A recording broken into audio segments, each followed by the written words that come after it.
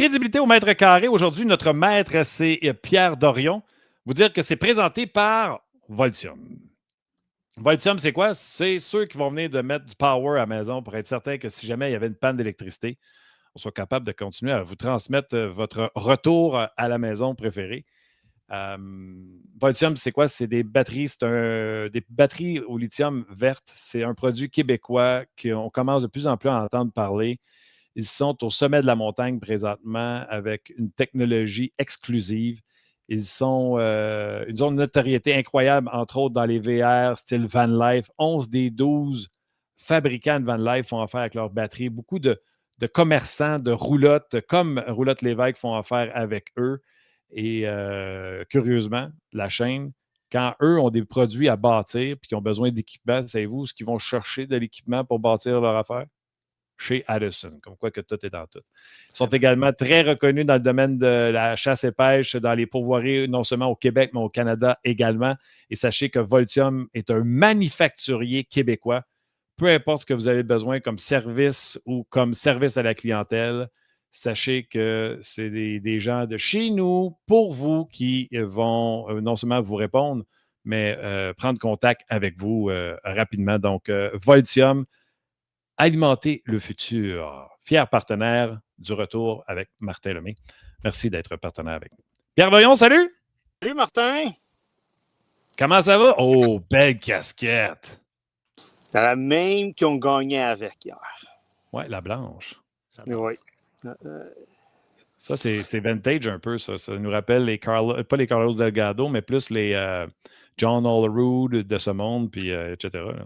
Exactement. Après avoir regardé le match des Canadiens hier, au restaurant qu'on était, c'était parfait. Il y avait 2 télévisions en avant de nous, puis une seule match canadien, l'autre des Blue Jays. Aux entrées, on a regardé plus les Blue Jays, puis après ça, en revenant à la chambre d'hôtel, on a regardé les Blue Jays, puis tombé endormi quand c'était 2 ou 3-0, puis réveillé que c'était 4-3 pour Calgary. Oh! Tu veux-tu qu'on fasse une aparté sur le pas d'arrêt de Stuart Skinner ou on passe par-dessus? Je pense qu'il y en a assez qui vont en parler, nous autres. On n'a pas osé d'en dire pas mal là-dessus.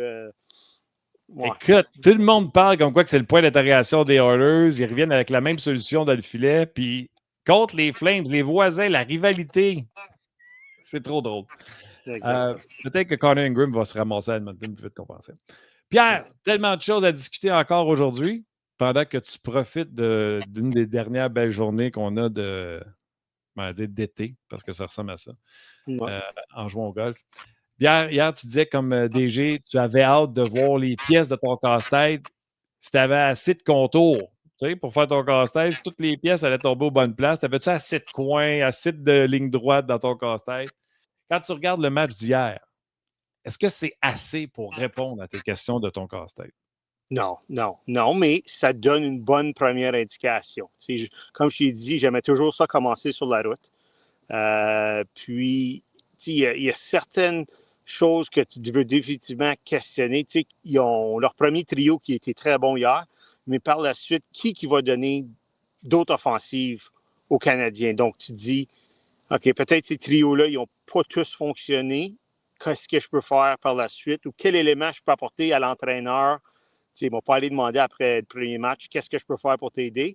Mais dans ta tête, tu commences à voir, OK, d'ici la fin du mois, quel morceau j'allais chercher pour que tout le monde tombe dans la bonne chaise. Ou, à ce moment-là, aussi, à la défense, ils ont 7 gars, ils ne vont pas échanger.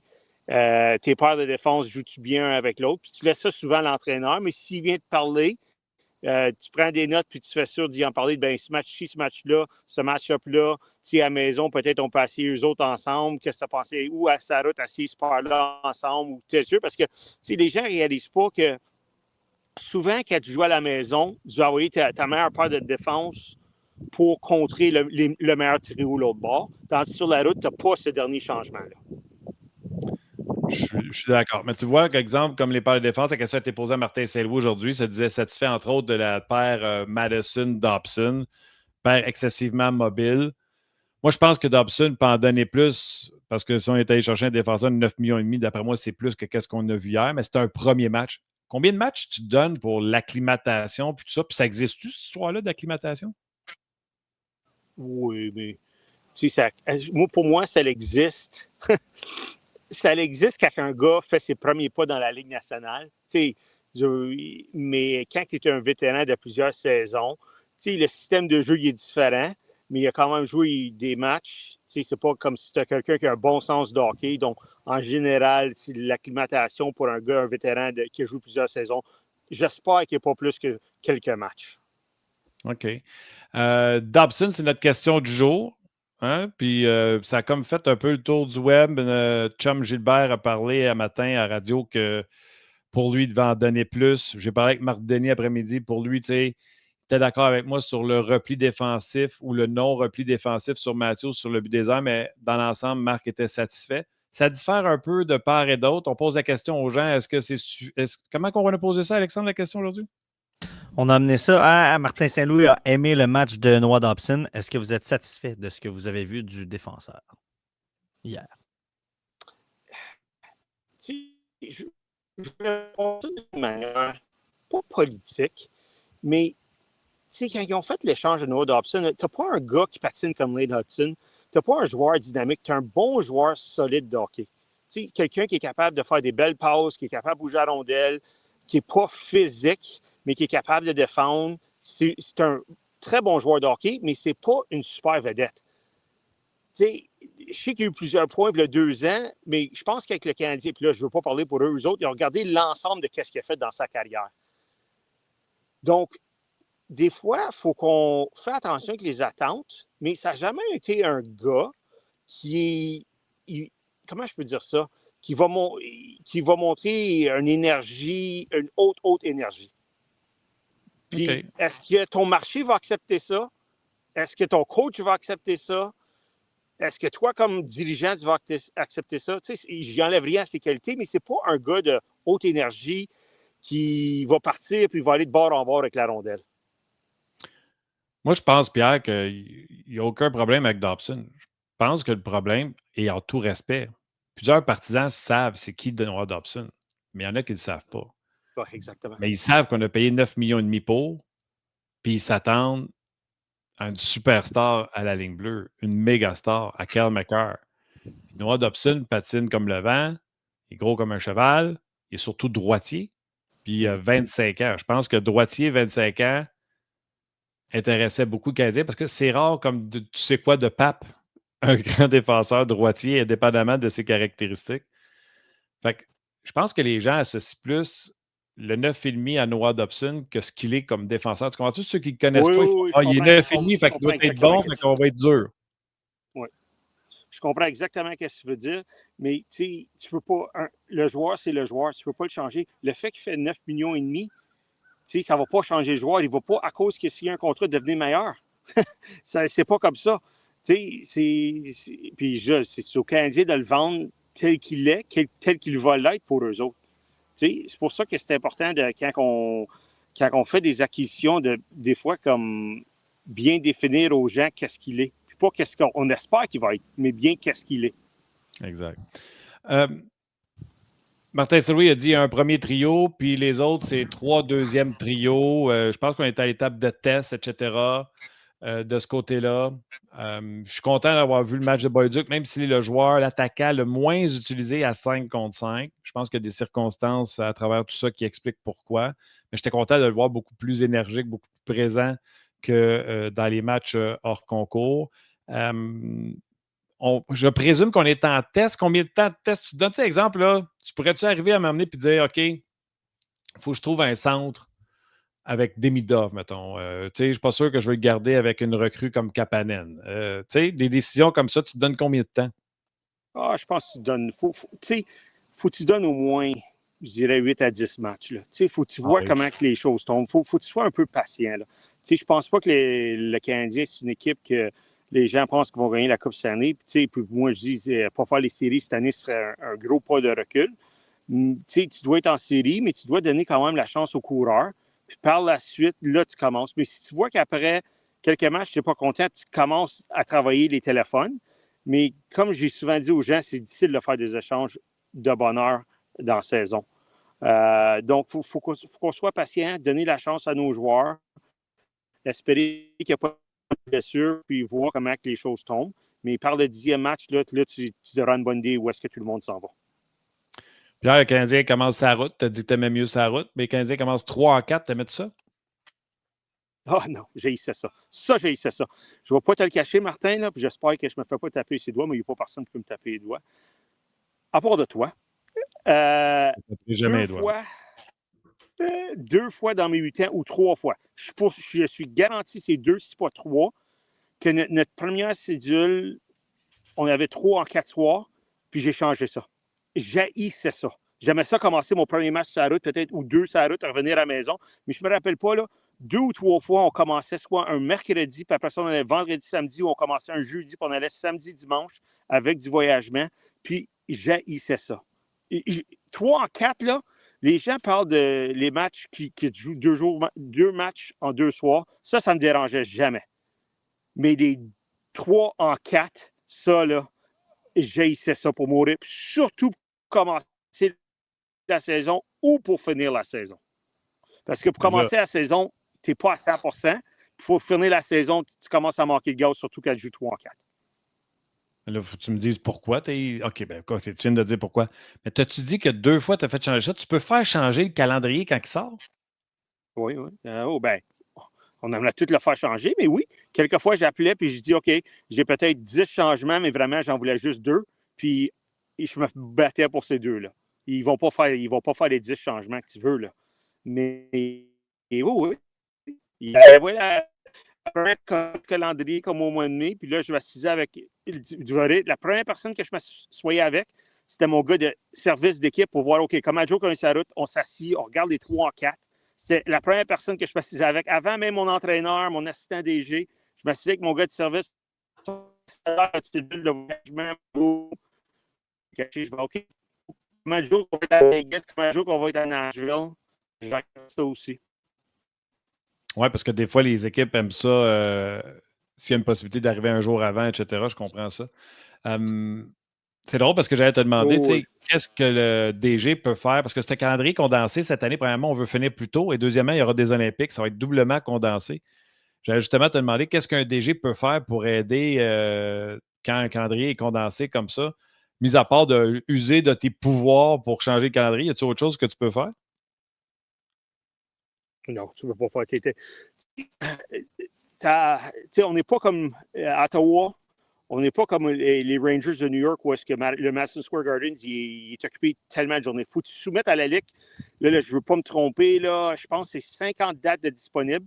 Nous autres, on a essayé d'enlever une couple de fois. On a essayé d'enlever quand les Red Blacks y jouaient au mois d'automne. Pour pas qu'on était en compétition avec eux autres, mais juste pour un respect. Puis par la suite, tu essaies d'avoir le plus de, comme beaucoup d'équipes, le plus de jeudi, vendredi, samedi, des fois les dimanches après-midi. Tu essaies d'avoir le plus d'eux autres pour générer le plus de revenus.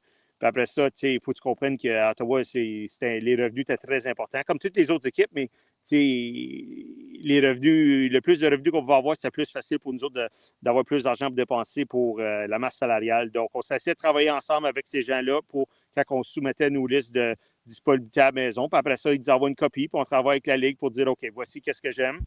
Puis, j'en dis des fois, il y a 8 à 10 petits changements toutes les années. Puis vraiment, tu bâtissais pour les premières, surtout, je vais dire, au début de l'année, là, je regardais mon mois d'octobre, là, comme tu peux pas croire. Parce que nous autres, on commençait toujours un peu lentement. Donc, pour moi, c'était mon mois d'octobre, là.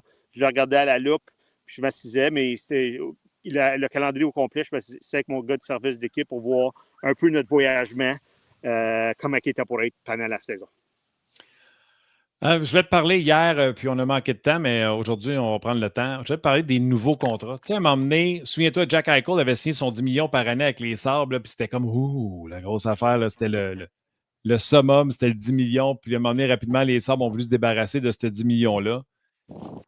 Le bouchon a comme parti là, avec, tu sais, on était sur un plafond salarial qui n'augmentait pas beaucoup en raison de la COVID. Là, le bouchon semble être enlevé avec les contrats de Kaprizov, de Connor. Il y a juste Connor McDavid qui n'a pas été, mettons, au 18, 19, 20 qu'on pensait qu'elle allait prendre. Il a pris 12,5, juste 12,5. Qu'est-ce que tu penses de ce... Peux-tu dire qu'on est dans un nouveau era, un nouvel ère des contrats dans la Ligue nationale de hockey? Ben, oui. Parce que, voici le cap, la masse salariale était restée pas mal au niveau pendant plusieurs années à cause du COVID. Là, la masse salariale est en train de grimper d'un pourcentage quand même assez gros. Dans les prochaines années, on va voir ça. Là. Tu sais, les chiffres que les gens ont sortis. Donc, là, on voit que si tu es un très bon joueur, une super vedette, tu vas te faire payer. Parce que, tu sais, quand on faisait le cap avant pour les super vedettes, on prenait le pourcentage du cap. C'était plus ça tes comparables. Puis là, quand on revient, là, tes joueurs, tes agents libres avec compensation qui cherchent un deuxième contrat, eux autres aussi vont se faire payer. Mais tes joueurs de rôle, eux autres, de moins en moins, on va voir une plus grande discrétion. Que le salaire minimum, il y a beaucoup de gars qui vont se faire payer ça. Je ne veux pas dire pour remplir les trous de ton alignement, mais tu veux faire ça pour ne pas perdre tes joueurs d'impact. Comme on s'est parlé il y a quelques semaines. Tu sais, Kaprizov et Larue sont 15 millions en Floride ou quiconque y aurait pu aller parce que là, il y a de la place dans tous les salaires. Donc, c'est pour ça que ces gars-là se font payer. Mais tu sais, il y a une différence. Tu regardes des gars comme Kaprizov et Connor. Ces équipes-là, ils n'ont pas été loin des séries dans les dernières années. Donc, comparé à McDavid, qui se fait 2 années, qui va à la Coupe cette année, qui veut gagner, les autres gars, eux autres, je ne dis pas que leur priorité, c'est pas gagner. Tout le monde veut gagner, mais c'est de faire ceux qui se font payer. Alors, juste valeur, Martin Leclerc nous en parlait d'ailleurs hier. Exactement. Est-ce que tu penses qu'encore une fois, ceux qui vont payer tout de suite vont être récompensés plus tard, tu sais, comme Connors avec son 12 ou Eichel? Est-ce que tu penses que dans 4-5 ans, on va regarder ça comme un deal? Parce que présentement, je te dirais que j'ai de la misère à voir ça comme un contrat au Ben. Bien, tu sais quoi, Martin? Si le cap continue à monter, plusieurs contrats vont être au Ben. Tu sais, comme quand on a signé Jake Sanderson, il y a des gens qui ont questionné qu'est-ce qu'on a fait. Mais là, c'est tout nos bennes, parce que tous les autres se font payer. Tu sais, Jackson Lacombe se fait payer 9 millions. Là, je ne veux pas dire un est tellement meilleur que l'autre, mais tu sais, Jake Sanderson, il a joué pour l'équipe américaine. Là. Donc, tu sais, tout contrat devient nos bennes, ou la plupart des bons joueurs deviennent nos bennes, je pense, le plus vite que tu signes. Si la masse salariale continue, ben ça va être ça. La plupart des contrats vont être aux bennes. Et dans le cas de Sanderson, malgré qu'il y a eu un bouchon sur le cap salarial pendant quelques années en raison de la COVID, Lacombe, 9 millions. Jake Sanderson a aujourd'hui 23 ans et fait 8 millions 50 000 $. Donc, oui, c'est un bargain par rapport à ce qui se donne présentement. Pierre, avant que je te laisse pour finir ta ronde de golf, hier, j'avais dit que j'avais une bonne question d'un auditeur, Marc-André.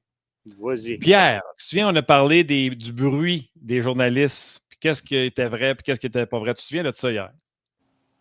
Oui. Ça l'avait inspiré Marc-André en disant « Pierre, dis la vérité. As-tu déjà été ratoureux au point d'utiliser certains journalistes ou dire à un certain journaliste de ne pas sortir quelque chose, puis qu'en échange, tu allais lui donner un scoop futur? Ça t'es-tu déjà arrivé, ça? Je suis obligé de dire la vérité? Non. Ben oui, on va dire la vérité. Ben oui, c'est arrivé ça. Tu sais, des fois, un gars, il t'appelle, puis il y a tous les détails de l'échange. Puis, tu sais, comme je t'ai dit hier, j'ai moi pour l'échange, je dis, OK, là, moi, te faire quelque chose, là. Ou je disais, laisse-moi envoyer un courriel à mon propriétaire. Donne-moi 5 minutes. Puis là, tu peux le sortir. Peux-tu me donner 5 minutes, s'il vous plaît? Puis c'est plus des situations comme ça. Puis ça venait souvent de l'autre bord, où est-ce que ça avait sorti. Puis oui, ça arrivait que des scoops futurs, ça, tu peux te mettre en danger avec ça. Mais quelqu'un le savait, puis j'ai déjà souvent, ça, c'est arrivé souvent où est-ce que je disais, pourrais-tu me donner 5 minutes, juste le dire à mon propriétaire ou juste parler au joueur? Il ne sait pas. Puis là, tu peux le sortir dans 5 minutes.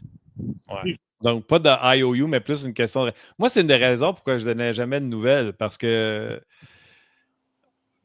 des gens m'avaient expliqué qu'ils se dépêchent à aller chercher les enfants à l'école ou ils se dépêchent d'aller avertir la conjointe pour pas qu'ils l'apprennent par les médias sociaux, etc. Donc, moi, c'était dans ce souci-là que je n'ai jamais trouvé pertinent de sortir le scoop. Oui, c'est un peu comme ça. C'est un peu comme ça se passait, les choses. Bon, golf, tu joues combien, là? J'ai joué 39 sur le premier 9, puis j'ai manqué un putt de 2,5 pieds pour birdie. So je pensais tout à ma chronique. Mon focus était tellement sur ma chronique. Là, j'ai manqué 2 derniers trous, puis on va aller finir ça. Là. Oh boy. Moi, je pense que je joue 39 après 4 trous. Hey, Pierre! Bon week-end, profite du bon temps. Gros merci encore du temps que tu nous donnes, puis on se refait ça la semaine prochaine.